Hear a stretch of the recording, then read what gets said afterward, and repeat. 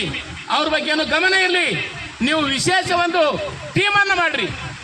ಇಂಥ ಏನು ಹೋರಾಟಗಾರಿದ್ದಾರೆ, ಇಂಥ ಚಳವಳಿಗಾರಿದ್ದಾರೆ, ಅಂಥವ್ರ ಬಗ್ಗೆ ಏನು ಮಾಡಬೇಕು, ಏನಿದೆ ಅಂತಕ್ಕಂಥದ್ದು ಒಂದು ಸಮಿತಿಯನ್ನು ರಚನೆ ಮಾಡಿ ಅವರಿಗೆ ನ್ಯಾಯ ಒದಗಿಸ್ಕೊಡಿ. ಇಲ್ಲವಾದಲ್ಲಿ ಮುಂದಿನ ಚುನಾವಣೆಯಲ್ಲಿ ಕಷ್ಟವಾಗುತ್ತೆ ಸಿದ್ದರಾಮಯ್ಯನವರಿಗೆ ಅಂತಕ್ಕಂಥದ್ದು ಇವತ್ತು ಹೇಳ್ಬೋದು ಬಂಧುಗಳೇ. ಯಾಕಂದರೆ ನಿಮ್ಮ ನಾಯಕಿ ಪ್ರಿಯಾಂಕಾ ಗಾಂಧಿ ಹೇಳಿರ್ತಕ್ಕಂಥ ವಿಚಾರವನ್ನು ಇವತ್ತು ಇಟ್ಕೊಂಡು ಇವತ್ತು ನಾಯಕರು, ನಮ್ಮ ನಾಯಕಿ ಸಹೋದರರು ಹೇಳ್ತಕ್ಕಂಥ ವಿಚಾರವನ್ನು ನಾನು ಗಮನಿಸಿದಾಗ ದಯವಿಟ್ಟು ಕೆಲವೇ ಸಮಯದಲ್ಲಿ ಇವರ ಒಂದು ಕೊಡ್ತಕ್ಕಂಥ ಸಹಾಯಕಿಯರಿಗೆ ಗೌರವಧನ ನೀಡಬೇಕು ಅಂತಕ್ಕಂಥ ಒತ್ತಾಯ ಮಾಡುತ್ತಾ ನಾನು ಕೂಡ ಅವರಿಗೆ ಸಂಪೂರ್ಣವಾಗಿ ರೈತ ಮುಖಂಡಾಗಿ ಸಂಪೂರ್ಣವಾಗಿ ಅವರಿಗೆ ಏನಲ್ಲ ನಾನು ಬೆಂಬಲವಾಗಿರ್ತೇನೆ ಅಂತಕ್ಕಂಥದ್ದು ಹೇಳಿ ಇವೇಣ ಮಾತು ಮುಗಿಸ್ತೇನೆ. ಜೈ ಹಿಂದ್, ಜೈ ಕರ್ನಾಟಕ. ಸರ್, ತಮ್ಮ ಹೆಸರು? ದಯಾನಂದ್ ಪಾಟೀಲ್, ನವ ಕರ್ನಾಟಕ ರೈತ ಸಂಘದ ರಾಜ್ಯಾಧ್ಯಕ್ಷ. ಏನಂತ ಹೇಳ್ತೀರಿ? ಈ ಹೋರಾಟ ನಮ್ಮದು ನಿರಂತರವಾಗಿರುತ್ತೆ. ನಮ್ಮ ಹೋರಾಟ ಅದರಲ್ಲೂ ನಾವು ಈ ಜನವರಿಯಿಂದ ಈಚೆಗೆ ತುಂಬಾ ಹೋರಾಟಗಳನ್ನ ಮಾಡಿದ್ದೀವಿ. ಈ ಹೋರಾಟದ ಮಧ್ಯೆ ನಮ್ಮ ಸ್ವಾರ್ಥಕ್ಕೆ, ನಮ್ಮ ಒಂದು ಬೇಡಿಕೆ, ನಾವಿಟ್ಕೊಂಡಿರೋದು ಒಂದೇ ಒಂದು ಬೇಡಿಕೆ. ನಾವು ಜನವರಿಯಿಂದ ಇದುವರೆಗೂ ನಾವು ಎಷ್ಟು ಹೋರಾಟ ಮಾಡಿದ್ರು ಅಷ್ಟು ಬೇಡಿಕೆನಲ್ಲಿ ನಮ್ಮ ಒಂದು ಸ್ವಾರ್ಥಕ್ಕೆ ಅಂದರೆ ನಮ್ಮ ಒಂದು ಸಂಭಾವನೆ ಹೆಚ್ಚಿಗೆ ಮಾಡಿ ನಮ್ಮ ಜೀವನೋಪಾಯಕ್ಕೆ ಕೇಳಿರೋದು ಒಂದೇ ಒಂದು ಬೇಡಿಕೆ, ಗ್ಯಾರಂಟಿ. 6ನೇ ಗ್ಯಾರಂಟಿ ಏನು ಕೊಡ್ತಿರೋ ಕೊಡ್ತೀವಿ ಅಂತ ಏನು ಒಂದು ಭರವಸೆ ಕೊಟ್ಟಿದ್ರು ಕೇಂದ್ರದ ನಾಯಕರು. ಆ ಗ್ಯಾರಂಟಿಯನ್ನು ಕೊಡಿ ಅನ್ನೋ ಒಂದೇ ಒಂದು ಬೇಡಿಕೆನ ಇಟ್ಟಿದ್ವಿ. ಇನ್ನು ಉಳಿದ ಎಲ್ಲ ಬೇಡಿಕೆಗಳು ಇವರು ತಂದಂಥ ಕಾರ್ಯಗಳನ್ನ ನಾವು ಕೇಂದ್ರ ವ್ಯಾಪ್ತಿಗಳಲ್ಲಿ ನಾವು ಸಮಾಜದ ಮಧ್ಯೆ ಕೆಲಸ ಮಾಡುವಾಗ ಒಂದು ಯಾರು ಮಕ್ಕಳು, ಗರ್ಭಿಣಿ, ಬಾಣಂತಿ ಯಾರಿಗೆಲ್ಲ ನಾವು ಸೌಲಭ್ಯಗಳನ್ನ ಕೊಡಬೇಕು, ಅದು ಒಂದು ಪೂರಕವಾಗಿ ನಮಗೇನು ಬೇಕಿತ್ತು ಅದನ್ನು ನಾವು ಕೂಡ ಕೇಳಿದ್ವಿ. ಅಂದರೆ ಅವರ ಒಂದು ಈ ರಾಜಕೀಯ ವ್ಯವಸ್ಥೆ ಒಳಗಡೆ ನಾವೇನು ಕೆಲಸ ಮಾಡಿದ್ದೀವಿ, ಏನು ಸೌಲಭ್ಯಗಳನ್ನ ಕೊಟ್ಟಿದ್ದೀವಿ ಅಂತ ಜನಗಳಿಗೆ ಹೇಳೋಕ್ಕೆ, ನಾವು ಪೂರಕವಾಗಿ ಕೆಲಸ ಮಾಡೋದಕ್ಕೆ ಏನು ಬೇಕೋ ಅದನ್ನೆಲ್ಲ ಅವರು ಸ್ಯಾಂಕ್ಷನ್ ಮಾಡಿದ್ದಾರೆ. ಆದರೆ ಇದನ್ನೆಲ್ಲ ತಲುಪಿಸೋಂಥ ಕಾರ್ಯಕರ್ತೆಯರಿಗೆ ನಾವು ಏನು ಕೊಡಬೇಕು, ಅವರ ಜೀವನೋಪಾಯಕ್ಕೆ ಇಷ್ಟೆಲ್ಲ ನಾವು ತಂದಂಥ ಒಂದು ಯೋಜನೆಗಳನ್ನೆಲ್ಲ ಜನಕ್ಕೆ ಮುಟ್ಟಿಸ್ತಿದ್ದಾರೆ. ಈ ಕೆಲಸವನ್ನು ಸಕ್ಸಸ್ ಮಾಡ್ತಿದ್ದೀವಿ ನಾವು. ಆ ಸಕ್ಸಸ್ ಮಾಡೋಂಥ ಕಾರ್ಯಕರ್ತೆಯರ ಹೊಟ್ಟೆ ತುಂಬಿಸೋದಕ್ಕೆ ಏನು ಬೇಕು ಅನ್ನೋದ್ರ ಬಗ್ಗೆ ಸರ್ಕಾರ ಗಮನ ತಗೋತಾ ಇಲ್ಲ. ಆದರೆ ನಮ್ಮ ಹೋರಾಟ ಏನಂದರೆ, ಏನು 6ನೇ ಗ್ಯಾರಂಟಿ ನೀವು ಘೋಷಣೆ ಮಾಡಿದ್ರು 6ನೇ ಗ್ಯಾರಂಟಿಯನ್ನು ಕೊಡಬೇಕು. ಇದಕ್ಕೆ ಮೊದಲೇ ನೀವೇನು ಹೇಳ್ತಾ ಇದ್ದೀರಿ, ಗೃಹಲಕ್ಷ್ಮಿ ನಿಮ್ಗೆಲ್ಲರಿಗೂ ಕೊಡ್ತಾ ಇದ್ದೀನ. ಆಲ್ಮೋಸ್ಟ್ ಒಂದು 50% ಕಾರ್ಯಕರ್ತೆಯರು ಮಾತ್ರ ಗೃಹಲಕ್ಷ್ಮಿಯನ್ನು ತಗೋತಿದ್ದಾರೆ. ಇನ್ನೂ 50% ಕಾರ್ಯಕರ್ತೆಯರು ಗೃಹಲಕ್ಷ್ಮಿ ಅವರಿಗೆ ತಲುಪ್ತಾ ಇಲ್ಲ.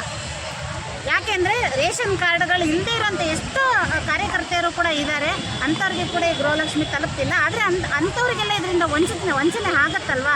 ಅದ್ರ ಬದಲಿಗೆ ನೀವು ಗೃಹಲಕ್ಷ್ಮಿ ಕೊಡ್ತೀವಿ ಅಂತ ಹೇಳೋ ಬದಲಿಗೆ ಇದನ್ನು ನಮಗೆ ಗೌರವಧನಕ್ಕೆ ಒಂದು ಮರ್ಜ್ ಮಾಡಿ ನೀವು ಅದನ್ನು ಹಾಕಿ ಕೊಟ್ಟರೆ, ಗೌರವಧನ ಅಂತ ಸೇರಿಸಿಕೊಟ್ರೆ ನಮಗೆ ಅನುಕೂಲ ಆಗುತ್ತೆ.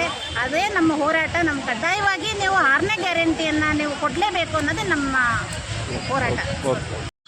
ನಾವಿವತ್ತು ರಾಜ್ಯ ಸರ್ಕಾರ 6ನೇ ಗ್ಯಾರಂಟಿಯನ್ನು ಘೋಷಣೆ ಏನು ಮಾಡಿತ್ತು ಪ್ರಿಯಾಂಕಾ ಗಾಂಧಿಯವರು, ಚುನಾವಣಾ ಪೂರ್ವದಲ್ಲಿ ಖಾನಾಪುರದಲ್ಲಿ ಸಭೆಯನ್ನು ಕರೆದು AITC ನಾಯಕರನ್ನು ಏನು ಭರವಸೆಯನ್ನು ಕೊಟ್ಟಿತ್ತು.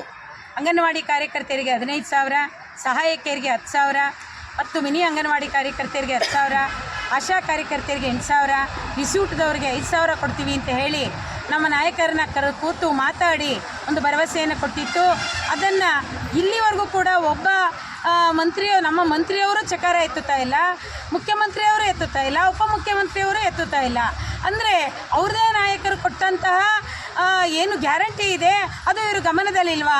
ಪ್ರತಿಯೊಂದು ಯೂಟ್ಯೂಬಲ್ಲೂ ಕೂಡ ಅವ್ರ ಮಾತು ಪ್ರಿಯಾಂಕಾ ಗಾಂಧಿಯವರು ಮಾತಾಡಿರೋದು ನೋಡಿದರೂ ಕೂಡ ಈ ಬಜೆಟ್ ಒಳಗಡೆ ನಾವು 5 ಗ್ಯಾರಂಟಿಗಳನ್ನು ಪೂರೈಸಿದ್ದೇವೆ, 6ನೇ ಗ್ಯಾರಂಟಿ ನಿಮ್ಮದು ಏನು ಮಾಡ್ತೀವಿ, ಹೀಗೆ ಮಾಡ್ತೀವಿ, ಯಾವ ರೀತಿ ಮಾಡ್ಬೋದು ಅಂತನಾದರೂ ಮಾತಾಡಲಿಕ್ಕೆ ತಯಾರಿಲ್ಲ.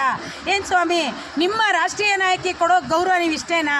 ಅವ್ರ ಮಾತನ್ನು ನೀವು ಇದೇ ರೀತಿ ನಿರ್ಲಕ್ಷ್ಯ ಮಾಡಿ ಮುಂದಿನ ದಿನಗಳಲ್ಲಿ ಏನಿವತ್ತು ರೈತ ನಾಯಕರು ಹೇಳಿದ್ರು ಆ ರೀತಿ ಮುಂದೆ ಬರ್ತಕ್ಕಂಥ ಲೋಕಸಭೆ ಒಳಗಡೆ ಹೆಣ್ಮಕ್ಳು ಬೇಸತ್ತು ಇವರೆಲ್ಲ ಸುಳ್ಳು ಬಕ್ರು, ಸುಳ್ಳು ಹೇಳ್ತಾರೆ, ನಮಗೆ ಯಾರು ಕೂಡ ನಮ್ಮ ದುಡಿತಕ್ಕೆ ತಕ್ಕ ಕೂಲಿ ಕೊಡೋದಿಲ್ಲ, ಈ ನಮ್ಮ ಕೈಲಿ ಕೆಲಸ ಮಾಡಿಸ್ಕೊಳ್ತಾರೆ ಬಿಟ್ಟರೆ ನಮಗೆ ಯಾವುದೇ ಕೂಲಿ ಮತ್ತು ನಿವೃತ್ತಿ ವೇತನ ಯಾವುದೂ ಕೂಡ ಕೊಡೋದಿಲ್ಲ.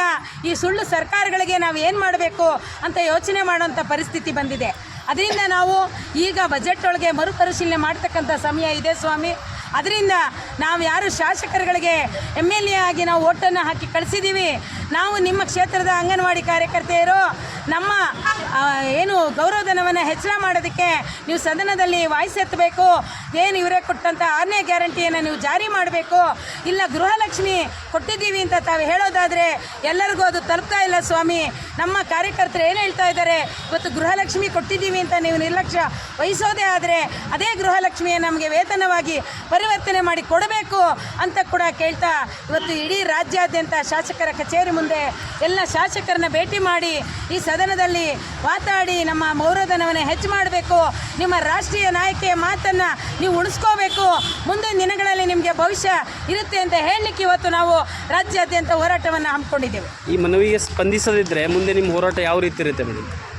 ಸ್ಪಂದಿಸದಿದ್ದರೆ ನಾವು ಹರೋತ್ರಿ ಹೋರಾಟಕ್ಕೆ ಇವ್ರದೇ ಕೊಟ್ಟಂಥ ಬೇಡಿಕೆಗಳನ್ನು ಯಾವ ರೀತಿ ಇವತ್ತು ನಮ್ಮ ಕಾರ್ಯಕರ್ತರು ಹೇಳ್ತಾ ಇದ್ದಾರೆ, ನಾವು ಮತದಾನವನ್ನೇ ಬಹಿಷ್ಕಾರ ಮಾಡಬೇಕಾ, ಹೋಗಿ ಹಾಕಬೇಕಂದ್ರೆ ಯಾರಿಗೂ ಹಾಕ್ತಾ ಇರಬೇಕಾ, ಈ ರೀತಿ ನಮ್ಮ ಕಾರ್ಯಕರ್ತರ ಮಾತುಗಳು ಬರ್ತಾ ಇದ್ದಾವೆ.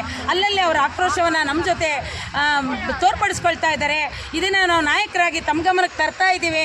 ಇವತ್ತು ಜನರನ್ನು ಮಹಿಳೆಯರನ್ನು ಶೋಷಣೆ ಮಾಡ್ತಕ್ಕಂಥ ನಿಟ್ಟಿಗೆ ಹೋಗಬೇಡಿ.